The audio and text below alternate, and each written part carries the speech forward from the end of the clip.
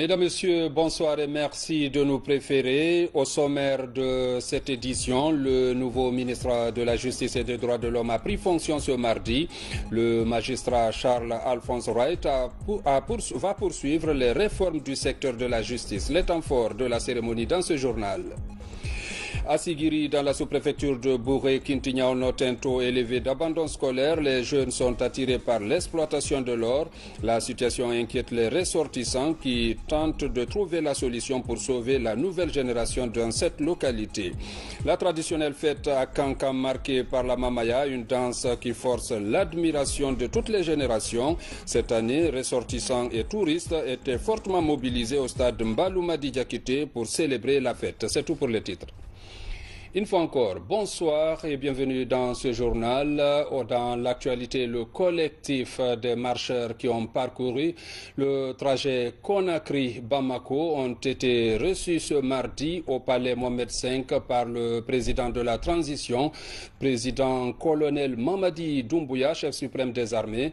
Les 17 membres ont mis l'occasion à profit pour transmettre au chef de l'État un mémorandum contenant un ensemble d'informations sur leur vision d'une Afrique unie.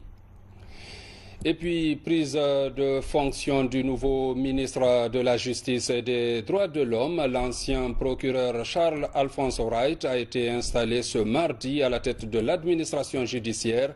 La cérémonie a connu la présence des représentants d'institutions et membres du gouvernement. Compte rendu, Thierno Younoussaba. Le nouveau garde des Sceaux prend fonction et devient le troisième ministre de la Justice sous le CNRD. Le célèbre magistrat et ancien procureur général près la Cour d'appel de Conakry va continuer les réformes amorcées dans le secteur de la justice.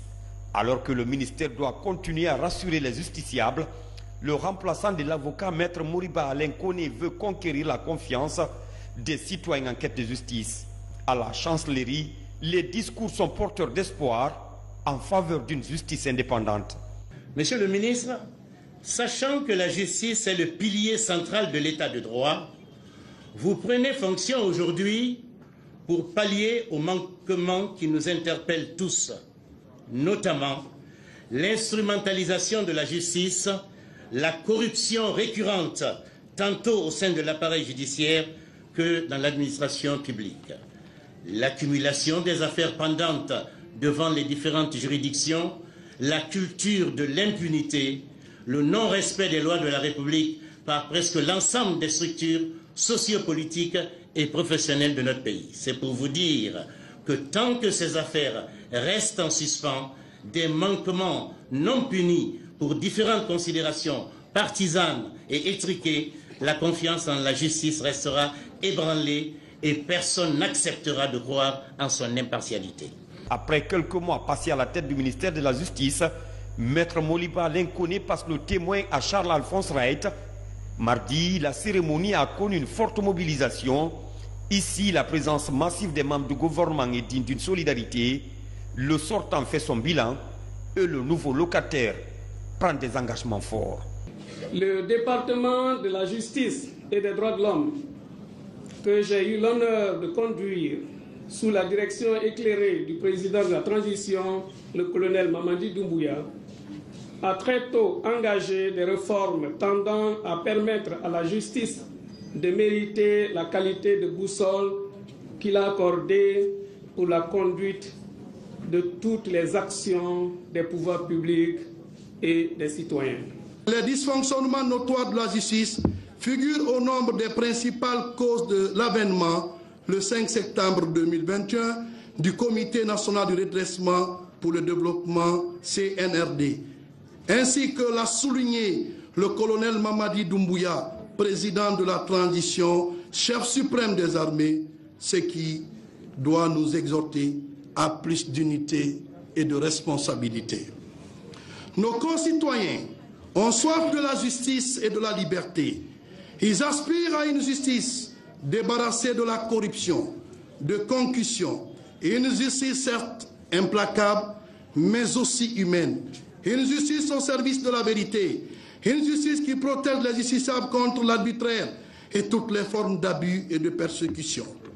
En outre, une justice qui ne fuit pas sa responsabilité, dans le cadre de la défense des droits humains, de la paix publique, de la sécurité publique et le respect de l'autorité de l'État par l'application sans complaisance de la loi, rien que la loi.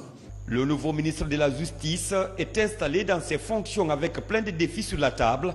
Cependant, l'espoir est grand chez les acteurs de l'appareil judiciaire quant à l'amélioration de la gouvernance dans les cours et tribunaux. Nous vous donnons lecture de ce communiqué du Conseil national de la transition CNT.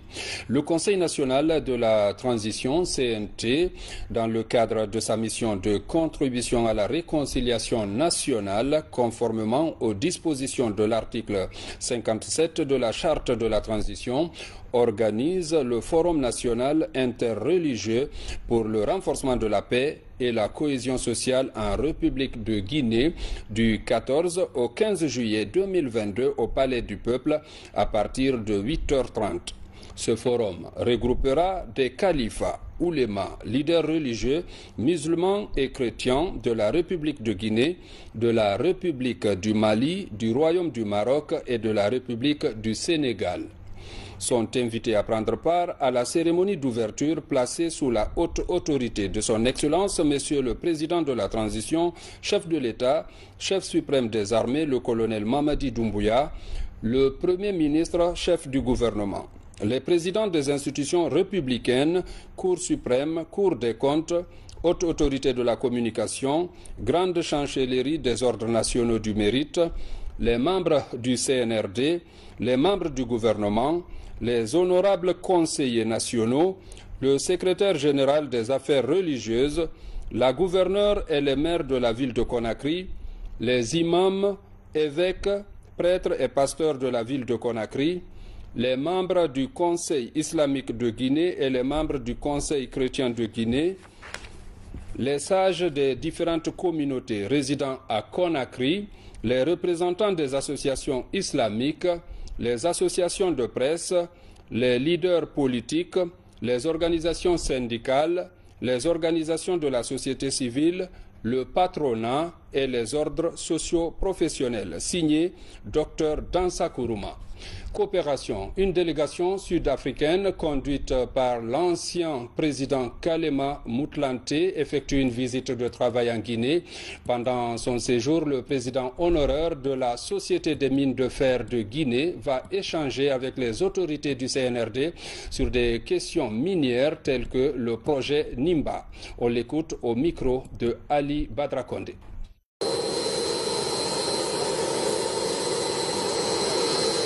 Il est ici en Guinée, donc dans le cadre des relations économiques entre la Guinée et la République sud-africaine, notamment dans le domaine minier, en particulier autour du projet Nimba. Le président Motlanthe est président honoraire de la SMFG et donc il sera ici avec M. Robert Friedland. Ils sont là pour rencontrer les autorités guinéennes et discuter donc de ce projet. Always maintained positive relationship here. Allons à Kindia où depuis près de 3 ans maintenant, les planteurs d'ananas sont à l'école du projet de relance de cette filière financée par l'Union européenne.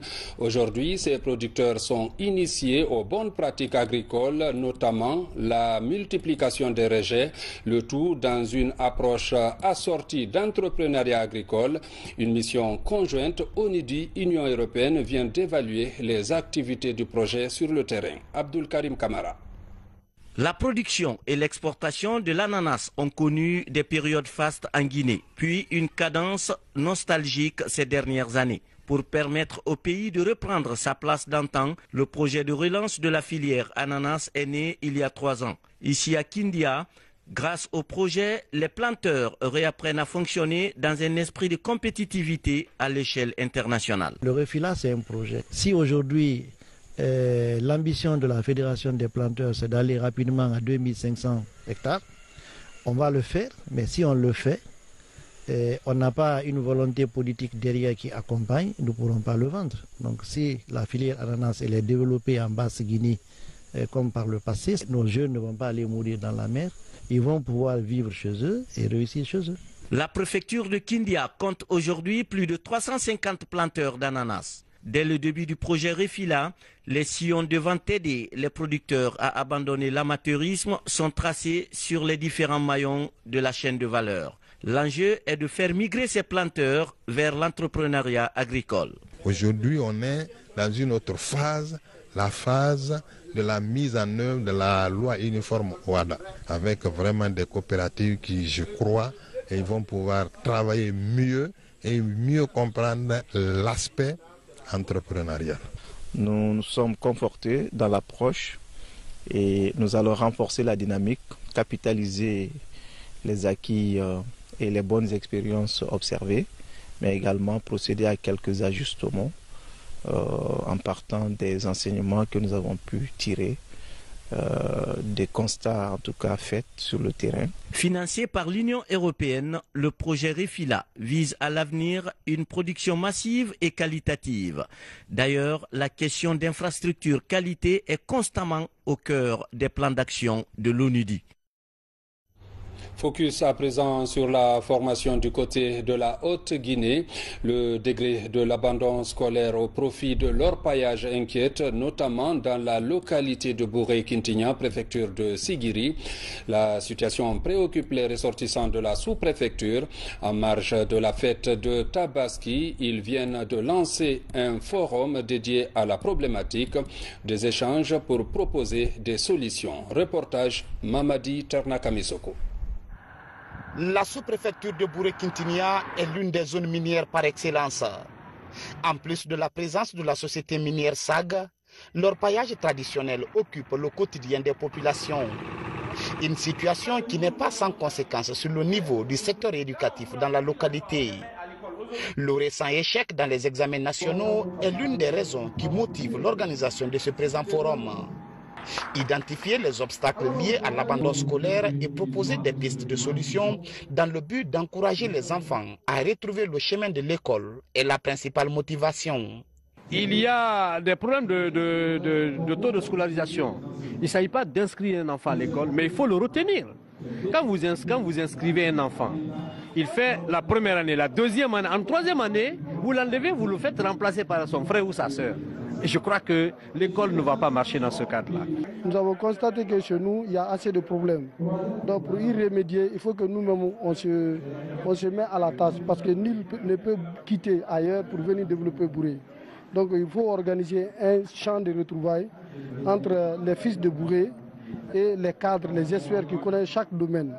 Donc c'est pourquoi nous avons créé ce forum. L'action portée par les jeunes ressortissants de la sous-préfecture est une première dans la localité aurifère de Bouré. Ces échanges réunissent l'ensemble des acteurs, notamment la DPE de Sigiri, les encadreurs d'écoles et enseignants élargis aux parents d'élèves, à la mairie et à l'autorité administrative, le sous-préfet.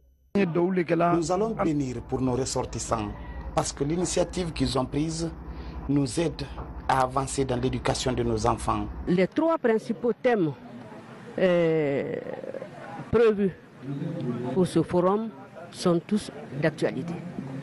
Fondamentalement, l'éducation. Donc, tout le monde est sur pied pour trouver une solution à ça. Donc, pour moi, c'est vraiment une initiative à saluer et particulièrement, c'est un sentiment de soulagement, un sentiment vraiment de réconfort. À l'issue des travaux, un document sera produit et remis au ministère de l'enseignement préuniversitaire. L'objectif est de mieux cerner les enjeux de la scolarisation des enfants dans la sous-préfecture de Quintignan. Où en est-on dans la relance de l'opérateur public de téléphonie mobile guinéen? Le CNRD tient au projet et vous allez le voir sur le terrain. Les techniciens du département des télécommunications travaillent actuellement pour doter la Guinée d'un opérateur public de téléphonie. Notre reporter Mamadou Saliouba a fait une immersion dans le chantier d'installation de Guinée Télécom. Suivez. Dans les locaux de l'ancienne Sotelgui, va bientôt naître un nouvel opérateur de téléphonie mobile. Guinée Télécom, c'est le nom du futur opérateur public de téléphonie mobile. Les travaux d'installation des équipements avance progressivement. Nous avons vraiment du potentiel sur toute l'étendue du territoire national. On a 158 sites LTE sur toute l'étendue du territoire qui va nous permettre de faire un départ très considérable en servant la population guinéenne.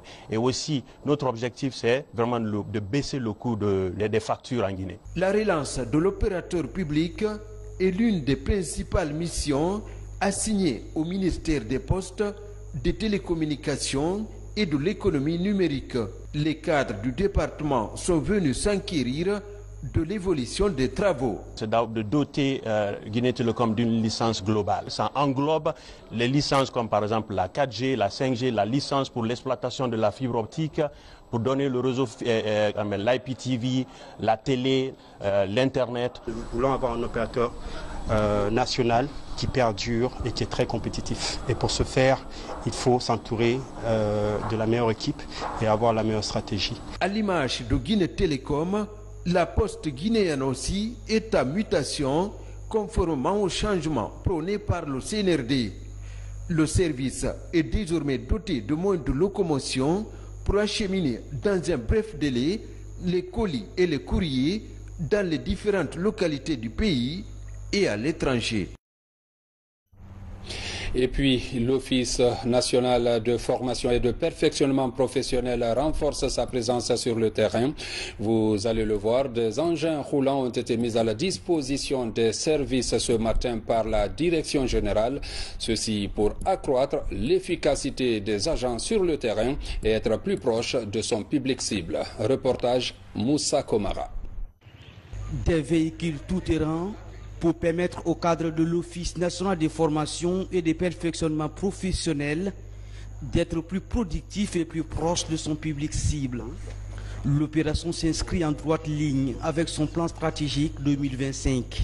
Cette vision signifie que l'ONFPP dispose d'un siège, dispose des équipements adéquats pour lui permettre d'atteindre les objectifs que son plan stratégique l'assigne. L'achat donc de ces moyens de déplacement va dans le cadre de l'amélioration de l'environnement interne de travail. Cet échantillon de véhicules acquis sur fonds propres n'est qu'une première étape. Tous immatriculés épais, ils pourraient réduire le coût de location, surtout pendant les grandes missions. L'objectif pour la nouvelle équipe dirigeante, doter tous ces services de moyens de mobilité pour favoriser un environnement de travail décent. Ces véhicules sont mis à la disposition des collaborateurs dans le cadre du service. Il s'agit des véhicules de service et non de fonction. Donc ils sont appelés à faire bon usage de ces moyens de déplacement et à augmenter les résultats, les chiffres et les données que nous avons. Et je les invite à un bon usage et aussi à tout faire pour que les objectifs soient atteints suite à la mise à disposition de ces engins roulants. Au-delà de ces moyens de mobilité, d'autres initiatives sont prises à l'interne pour faciliter le travail. Chaque employé est doté d'ordinateurs et la connexion au débit est installée partout dans les locaux de l'institution pour matérialiser la digitalisation des services. Il faut que tous les travailleurs puissent accéder de façon très digitale à leur espace de travail. Pas seulement les papiers ou la paperasse, il faut que les gens s'habituent à cette digitalisation. D'où nous avons instauré le système Oudou à l'interne pour, par exemple, gérer la gestion de stock, les opérations comptables et les différents projets à l'interne et tout, et pour que la direction puisse avoir une vision globale sur toutes les activités à l'interne et surtout pour servir bien le public cible qui sont les entreprises. La mise à disposition de ces véhicules intervient alors que l'Office national de formation et de perfectionnement professionnel ouvre ses antennes dans les capitales régionales du pays. Une première depuis 1986, date de création de l'institution. Culture avec l'intronisation du conservateur du Sosobala qui est prévue pour ce jeudi 14 juillet 2022 à Niagasola dans la préfecture de Sigiri. La prise de fonction de cet héritier du balafon sacré fera l'objet d'une cérémonie. Le gouvernement accorde de l'importance à l'événement. On écoute le ministre de la Culture. Suivez. L'intronisation du conservateur du Sosobala est consécutive au décès du feu Filani Sékou Kouyaté, survenu le 26 février 2022 à Bamako. Comme la tradition l'exige, la conservation du Sosobala ainsi que de toutes les traditions immatérielles qui l'entourent est toujours assurée par le doyen des pères de la famille Dokala. Le gouvernement, à travers le ministère de la Culture, du Tourisme et de l'Artisanat, voudrait rappeler à cette heureuse circonstance que l'espace culturel du Sosobala, compte tenu de sa valeur exceptionnelle, a été proclamé chef-d'œuvre du patrimoine oral et immatériel de l'humanité depuis 2001 par l'UNESCO et intégré dans la liste du patrimoine culturel immatériel de l'humanité, conformément à la Convention de 2003 de l'UNESCO relative à la sauvegarde du patrimoine culturel immatériel. C'est pourquoi la protection, la mise en valeur de l'espace culturel du Sosobala demeure une priorité nationale.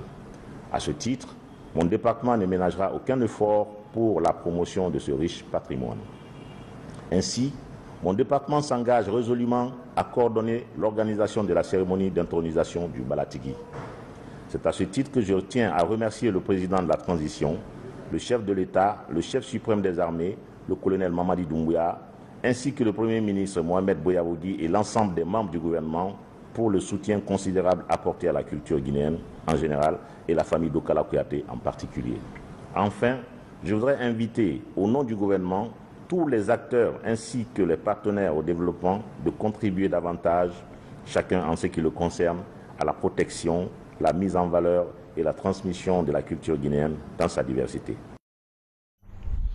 Nous vous proposons à présent une immersion dans l'épopée d'une danse populaire, la Mamaya. Après chaque fête de Tabaski, ce patrimoine culturel fédérateur rassemble chaque année à Cancan des fils du terroir et des invités venus de l'étranger. Notre rédaction lève le voile ce soir sur près d'un siècle d'histoire de ce rythme au succès jamais démenti. C'est notre grand format signé Fodé Camara. La Mamaya, un patrimoine culturel qui se perpétue de génération en génération. Importée du Mali, cette danse traditionnelle obéit strictement à une chorégraphie savamment agencée. Au-delà du rythme bien cadencé, des hommes et des femmes, avec des parures des grands soirs, font des rondes majestueuses. Un rendez-vous annuel au succès sans cesse grandissant. Tout est la valorisation de notre culture. Donc tout ce que les gens, moi je ne vois pas comme ça en tant qu'imitation. Je vois en tant que suivre les bonnes actions sur le plan culturel, sur le plan national, sur tout ce qui va pour rassembler non seulement des jeunes, mais aussi valoriser notre culture. Je pense que c'est une très très bonne chose. Donc que ce soit Dundumba, Mamaya et tant d'autres, tant que les gens peuvent le valoriser, peuvent l'institutionnaliser, je peux dire, je pense que ça serait quelque chose qui serait très très bien pour la culture de notre pays. Pour la session 2022 de la Mamaya, la pelouse du stade Mbaloumadi Diakité de la ville de Cancan est le grand théâtre de ces festivités qui attirent les fils du terroir et des invités prestige venus de tous les horizons pour s'abreuver sous les rives du Milo. C'est la deuxième fois que j'assiste à la Mamaya. J'y étais déjà en 2019 et c'est vraiment un événement qui me plaît beaucoup. C'est un événement qui réunit énormément de monde et on sent la joie dans les gens et c'est vraiment un événement qui est très très bien. Par l'engouement croissant de cette danse, le caractère hospitalier de la cité de Nabaya révèle tout son sens. Ce n'est pas juste une danse, c'est aussi un moment de retrouvailles, un moment de partage, un moment d'initiation, un moment de renforcement d'unité, de solidarité, mais aussi de la paix. Et donc il faut profiter de cette occasion pour remercier le gouvernement du CNRD, le CNRD lui-même. En plus des cannes agitées avec maestria, la Mamaya, c'est l'unité dans les uniformes et le mouvement d'ensemble dans les pas de danse. À travers la Mamaya, nous posons beaucoup d'actes. La Mamaya, si souvent les gens confondent la Mamaya à la blague ou à un fait qui ne rapporte rien, parce que les gens aiment souvent dire c'est de la Mamaya, c'est de la Mamaya. Mais moi je vais dire à ces gens-là que nous, notre Mamaya est fondée sur le sérieux, est fondée sur l'investissement. Parce que si vous remarquez, tous les ans, Les Sérères ne viennent pas pour danser seulement. Les Sérères viennent avec des projets. Les Sérères construisent des hôpitaux, les Sérères construisent des écoles. Tout ça, c'est des bienfaits de la Mamaya. Vraiment, l'organisation de cette grande Mamaya, parce que vous n'êtes pas sans savoir que nous avons perdu des années à cause de la maladie, la Covid-19, qui nous a empêchés de faire la Mamaya. 2 années passées. Donc vous voyez, nous sommes à la 3e année et c'est grâce à l'implication de part et d'autre que la Mamaya a eu lieu cette année. Instrument de développement social, avec l'implication des CEDER, la Mamaya est un genre musical fédérateur, très prisé dans la savane, surtout après la fête de Tabaski. Cette identité culturelle va lentement et sûrement vers un premier siècle d'existence.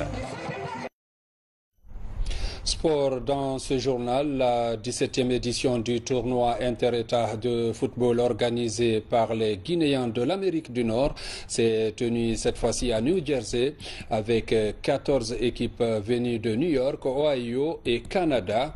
Le trophée porte le nom de Oumar Keïta. Il est l'initiateur de l'événement, un compatriote décédé en 2012.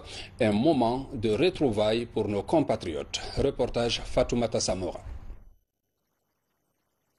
C'est la 17e édition du tournoi inter-État de football des Guinéens de l'Amérique du Nord. L'œuvre gigantesque qui est déroulée à l'attention de la communauté guinéenne depuis 17 ans, je pense que cette œuvre est salvatrice. Il faut permettre, n'est-ce pas, aux dirigeants de ce tournoi de continuer à proposer, n'est-ce pas, la même chose, n'est-ce pas, aux Guinéens pour les prochaines années. On souhaiterait que le Canada, les États-Unis et le Mexique soient dans ce réseau-là. Que les Guinéens soient unis autour de Interstate.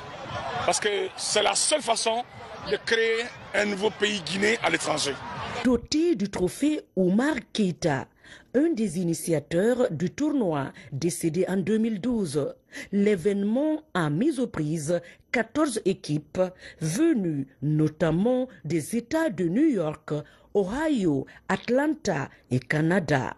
Après 2 jours de compétition, Washington et Connecticut se qualifient pour la finale.